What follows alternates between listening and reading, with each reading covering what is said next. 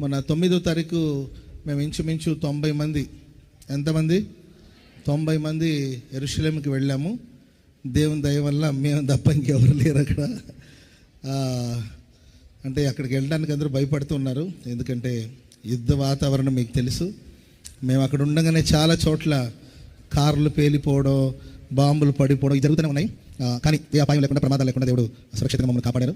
మేము యెరూషలేములో ఇటువైపు ఉంటే అటువైపు ఎవరినో ఏంటంటే చంపడం ఇలాంటివన్నీ జరుగుతూనే ఉన్నాయి అక్కడ. కానీ ఏ ఆపద లేకుండా సురక్షితంగా దేవుడు దాటించారు. సేవకులందరూ, నేను ముందుగా వచ్చేసాను, ఓన్లైన్ ప్రేమ కాబట్టి నేను 16th బయలుదేరి 7th వచ్చేసాను.